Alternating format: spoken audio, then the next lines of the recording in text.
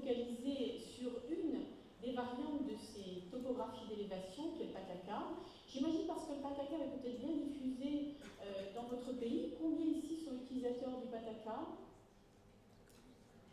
Donc tout se passe, oui, globalement. J'espère ne pas faire trop de redites et aller avec vous donc, dans des choses un petit peu novatrices sur l'ouverture de cette nouvelle machine. Je veux bien retourner, monsieur, sur la première diapositive qui a disparu. Voilà, donc imagerie du Patacame. Nous sommes d'accord par rapport à ce que vient de nous expliquer brillamment dans les principes élémentaires David. Nous parlons là de l'élévation. On passe du rayon de courbure, projection sur une cornée de disque de Placido qui enregistre les variations de rayon de courbure, à quelque chose qui a mesuré les dénivelés, comme on mesurerait les dénivelés sur une carte de géographie, en imaginant que le niveau de la mer sera le basiosphère. Donc la machine sur laquelle moi je vais me focaliser sera le Patacame, quand tout à l'heure le collègue qui va nous suivre parlera, lui, de l'Orbscan. L'Orbscan balaye 2 lampes à fente quand le Patacame va faire balayer 30 lampes à fente rotatives autour de cet œil et se couple de plus à une caméra Chenflou. Donc nous enregistrons les élévations. Lorsque nous sommes dans les couleurs chaudes, nous sommes au-dessus du niveau de la mer, c'est-à-dire au-dessus de la baie-sphère, et nous sommes froids lorsque nous sommes en dessous de ce niveau de référence qui lui prend la couleur verte. Nous avons également, en termes d'interprétation, à ne pas nous tromper par rapport aux interprétations d'une topographie de Placido, on ne parle plus en kératométrie mais en dénivelé, et lorsque la cornée change de forme, avec en particulier une apparition de rayons de courbure plus bombés au centre, plus plates en périphérie, je vous rappelle qu'on parle d'aspéricité de type prolapse, et on pose en facteur Q, et nous allons voir ainsi une corrélation établie entre l'astigmatisme, variation de rayons de courbure, avec ce dénivelé, et vous voyez qu'on va augmenter dans le bleu lorsque la cornée apparaîtra plus bombée, et tout à l'heure on vous expliquera que finalement les couleurs sont inversées entre je suis bombé en Placido dans le rouge, avec mon diabolo rouge, et je suis bombé en Orbscan dans le bleu. En tous les cas, on fait balayer une fente et vous avez ainsi la possibilité d'accéder à la face antérieure, mais puisqu'on balaye plusieurs fentes ensemble, vous allez faire la profilométrie antérieure et postérieure et par le différentiel des deux, vous atteindrez la mesure de la pachymétrie. Vous ferez ainsi une cartographie évidemment d'élévation et vous ajouterez un élément important qui est la possibilité de balayer de A à Z, c'est-à-dire de limbe à limbe, et non pas de vous contenter de la cornée centrale et paracentrale comme le faisait le Placido. Vous pouvez ainsi, avec cet Orbscan, accéder avec 3 options sélectionnables sur lesquelles on peut d'ailleurs s'arrêter parce qu'elles ont un intérêt particulier. Lorsque vous travaillez en ellipse torique, vous allez en particulier vous pencher sur les cornées astigmates. Dans le mode elliptique tout court, vous atteindrez en particulier la réalité des cornées réelles, on y reviendra tout à l'heure.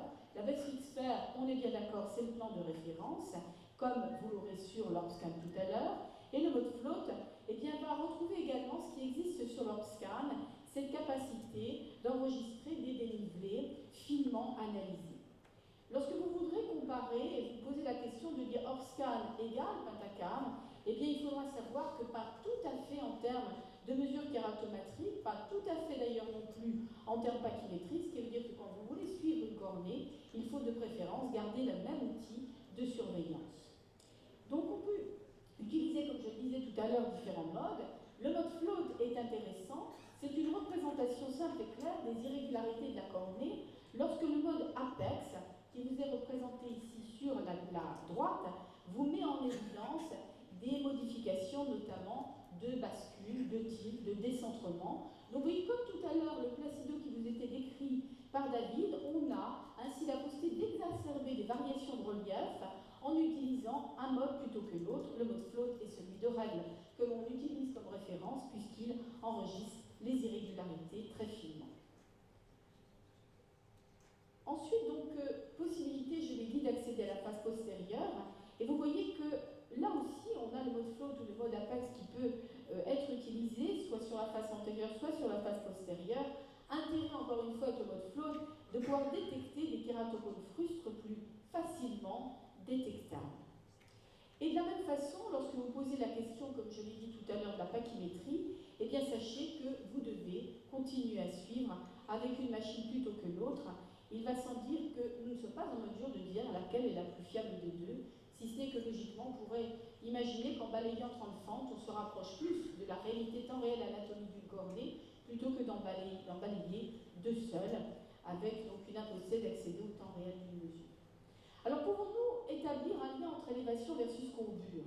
Eh bien on peut dire que les cartes de courbure, et les machines peuvent vous le dire, les placidos, peuvent extrapoler. Extrapoler, ça veut dire en mathématiques, c'est jamais une mesure réelle, c'est un recalcul des élévations sous la forme de dérivées qui supposent des assumptions sur la forme de la cornée qui sont jamais tout à fait réelles.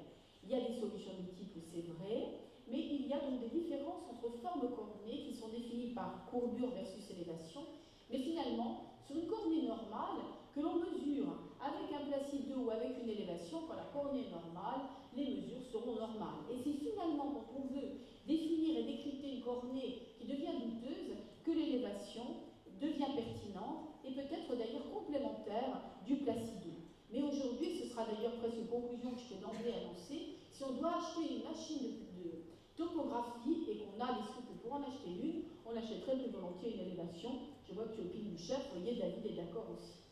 Des cartes d'élévation de plus, on peut déduire, et là c'est vrai, une vraie déduction, une carte des courbures. Ce qui veut dire que votre cartographie d'élévation, elle va également vous proposer la cartographie des courbures qui apparaît comme une dérivée seconde de l'élévation, et là on est bien dans une réelle mesure. Les cartes d'élévation, de plus, sont indépendantes de l'axe, de la position, de l'orientation. Elles ne requièrent pas une surface réflective, ni une surface parfaitement donc régulière. Alors là aussi, on a deux modes. On a évoqué tout à l'heure le mode float, mais il faut savoir qu'en termes de mode, on a le mode sagittal et tangentiel qui était souligné tout à l'heure. Vous voyez, on va retrouver cette même correspondance. Le mode float va constituer la règle, comme le mode sagittal l'était pour le placido, le tangentiel devenant intéressant pour exacerber les variations au sein d'une cornée. Alors, faut-il condamner de ce fait la topographie de Placido avec ce que je viens de vous annoncer en bande-annonce? Eh bien, c'est vrai que pour dépister, je dirais, de manière évidente ce qui saute aux yeux et ce qui sent mauvais, je dirais, de manière pifométrique une cornée à risque, la topographie de Placido, on y est très familiarisé. Elle suffit de règles suivies des chirurgies, et pour un avocat, c'est le minimum requis sur le plan médico-légal. L'élévation aujourd'hui, elle pose un problème, c'est qu'elle n'a toujours pas trouvé de critères absolus pour définir notamment les cornées à risque. On lui accordait avec l'espoir de la phase postérieure beaucoup de promesses et on n'a toujours pas le critère absolu qui aurait pu l'emporter sur le placido qui a lui ses fameux critères de Rabinowitz publiés et tout à fait donc retenus comme valeur, je dirais, d'aide au dépistage. Finalement, l'idéal, c'est d'avoir les deux. Et puis peut-être en plus un petit aléromètre, et puis peut-être en plus tout ce que vient de vous mettre dans le panier de course David, c'est-à-dire un truc qui mesure la viscoélasticité, un truc qui rentre dans la structure intrinsèque de la cornée. Alors en plus, ce pentacarme, vous avez compris qu'il est couplé à un analyseur de segment antérieur basé sur le système Schenflug. Ce système Schenflug va de ce fait analyser en plus de la cornée et ses élévations, eh bien, une réelle approche du segment antérieur. Et on va être ainsi capable de donner de l'imagerie intraoculaire, incluant également une densitométrie du cristallin. Alors ce pentacarme s'est affiné ces dernières années avec l'introduction de nouvelles options, toujours dans cette quête et de cette course sans fin du fameux indice qui pourrait nous dépister de manière certaine la cornée à risque. Et c'est en particulier deux individus bien connus que sont Michael Belin et Ambrosio qui ont beaucoup travaillé pour affiner les critères et affiner le mode d'analyse en focus sur ce pentacarme.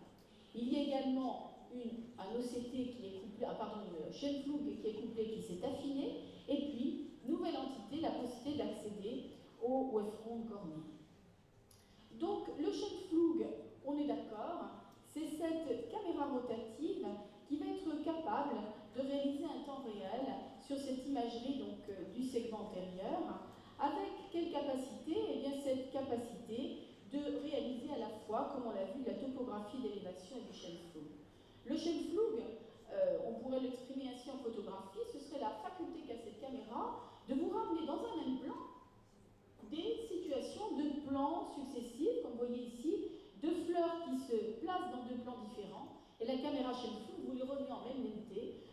implants uniques. Donc grâce à ce concept Schönpflug, eh bien, on va coupler ainsi cette imagerie du segment antérieur et par un système de recalcul, puisqu'on a une valeur localisatrice, eh bien, on a accès au X, Y, Z grâce à la notion de la connaissance de la position de la lampe à fente, ce qui vous donne la possibilité d'une vraie reconstruction d'un 3D. Et donc vous allez ainsi être capable d'offrir ces images-là très spectaculaires pour le patient, mais surtout de rentrer dans l'analyse plus fine, notamment de faire le focus sur la cornée comme le ferait un OCT.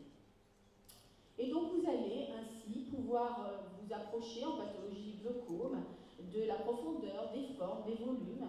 Vous irez également en matière de cataracte quantifier de façon objective la densitométrie de ce cristallin, et puis vous aider grâce à la topographie d'élévation au calcul des implants, notamment en introduisant la fameuse aspéricité pour le choix des implants qui existent aujourd'hui, vous le savez, en dimension asphérique.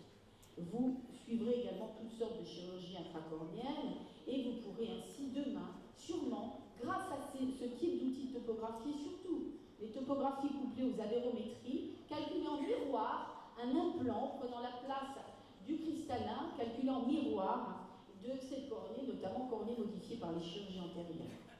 Donc, carte d'épaquimétrie, d'accord, élévation, on l'a vu, qui se concentre en particulier en floating, et c'est agressif ce ding-ding, on se croirait à l'American Academy.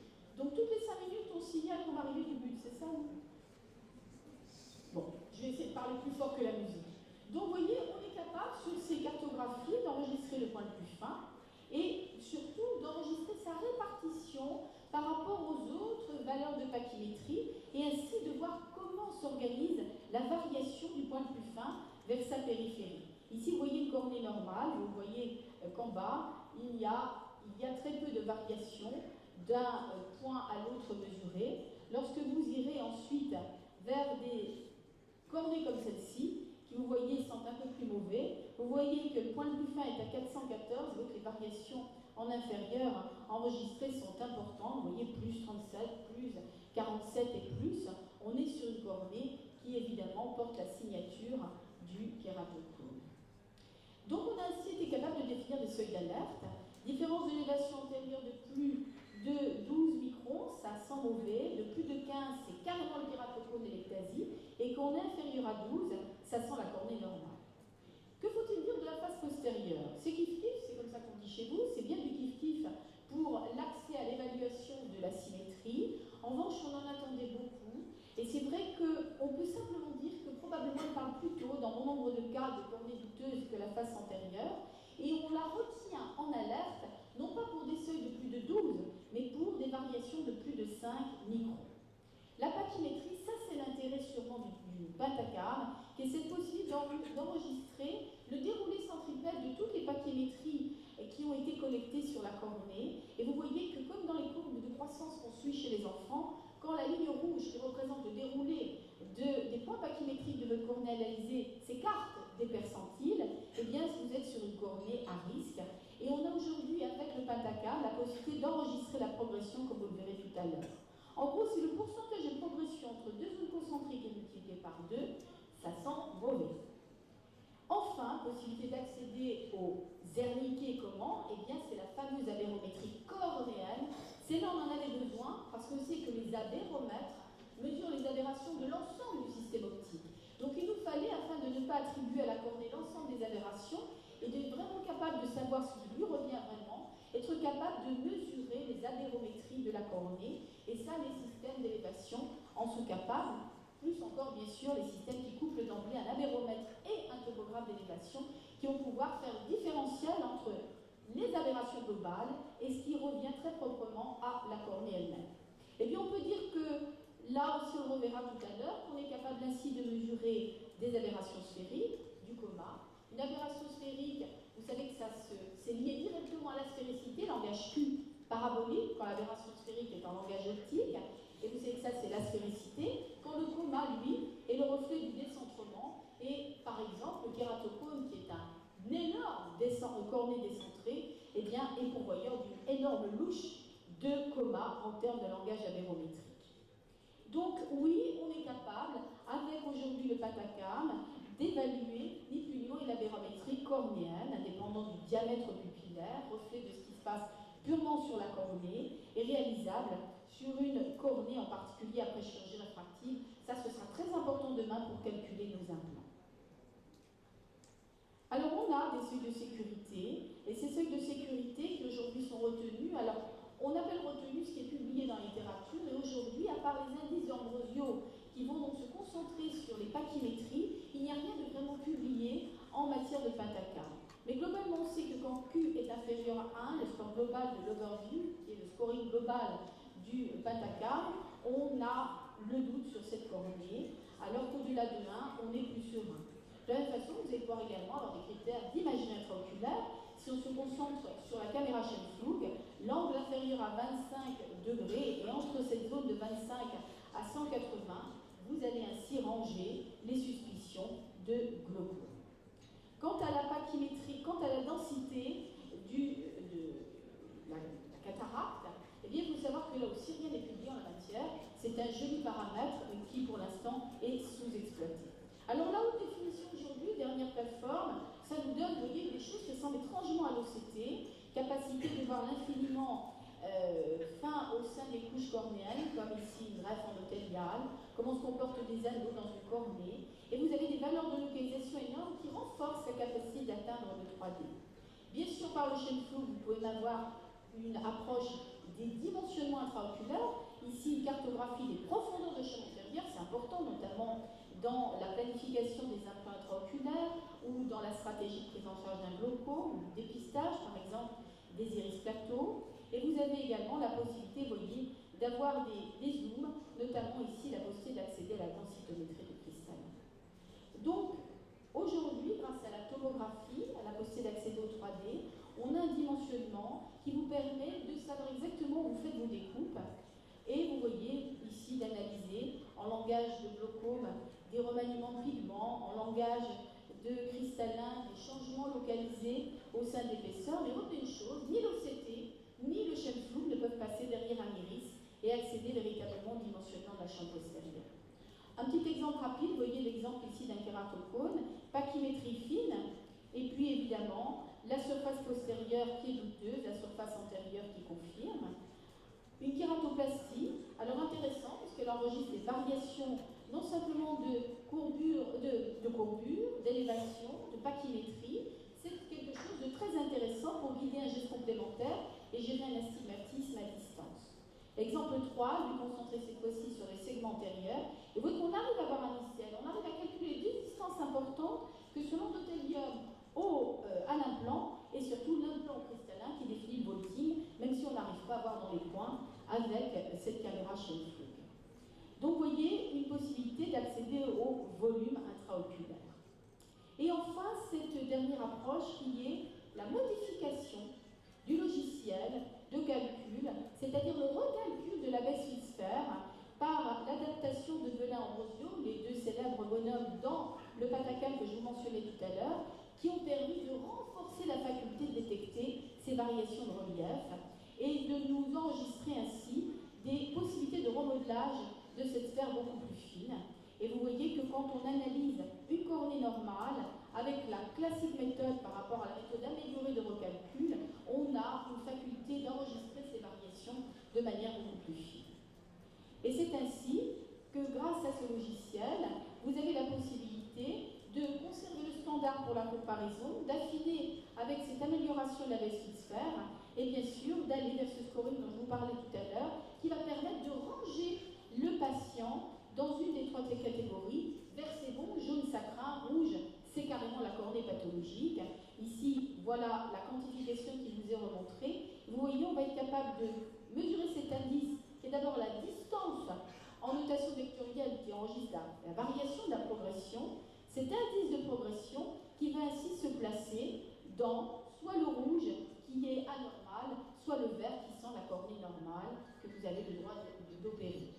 Enfin, la cartographie, oui, on retrouve Zernicke, mais Zernicke ne pose ici que sur la cornée, on a l'abérométrie cornéenne qu'on attendait donc avec impatience pour pouvoir justement, encore une fois, la soustraire des aberrations globales issues de l'abéromètre normal, type Hartmann-Shaik. Voilà donc ici la possibilité, vous voyez, et enfin, et je dirais à titre de conclusion, n'oubliez pas l'intérêt de surtout vous qui gérez pas mal la lentille contact à défaut de pouvoir faire des greffes facilement dans nos pays du soleil, eh bien il est vrai que l'adaptation des lentilles contact a tiré bénéfice également de ces cartographies d'élévation avec un logiciel qui vous permet véritablement d'approcher des calculs sur mesure avec, vous voyez, grâce au couplage aérométrie et cartographie d'élévation, la possibilité de calculer des dégagements sur mesure que vous pouvez directement adresser d'ailleurs aux maisons fabricants qui vont pouvoir vous les rendre. Ainsi fabriqués et adaptés à la surface cornéenne, certes sans tenir compte ni des paupières ni du film lacrymal. Donc je dirais qu'à l'heure d'aujourd'hui, il y a quand même pas mal de lois qui sont levées ici qui en témoignent. Le pataquès parmi les machines d'élévation apparaît quand même assez au devant de la scène, même s'il y a moins d'indices qui sont publiés en termes d'évidence bête-médecine par rapport à leur scan. Son niveau d'analyse est optimisé, puisque vous avez compris qu'il couple l'analyse cornéenne à un chef flou pour le segment antérieur, qui a toutes ces options innovantes qui permettent d'affiner, de mieux décortiquer la cornée. Et finalement, aujourd'hui, la topographie d'élévation, elle s'est intégrée à ce réseau neuronal de dépistage moderne du kératocone qui fait goûter dans le panier la sémantique du patient, il avait quel âge, il venait d'une famille de kératocone, la topographie, la pachymétrie, le coma, l'aura, pourquoi pas demain la déformation cornéenne, et vous allez tout mélanger et sortir un score qui vous dira ce patient-là, il sent bon, il sent mauvais, ou on n'a pas le droit de le toucher pour l'opération. Je vous remercie beaucoup pour votre attention et j'en profite d'emblée à cet ACMO pour vous inviter au congrès de l'ASFO d'une part, et n'oubliez pas celui de la Saphir concentré sur la chirurgie réfractive qui aura lieu les 11 et 12 mai prochains. J'espère vous le redire demain parce que vous allez voir qu'on a un petit scoop à vous annoncer en matière d'efforts faits pour échanger, vous et nous, dans le décor de la Saphir. Merci beaucoup.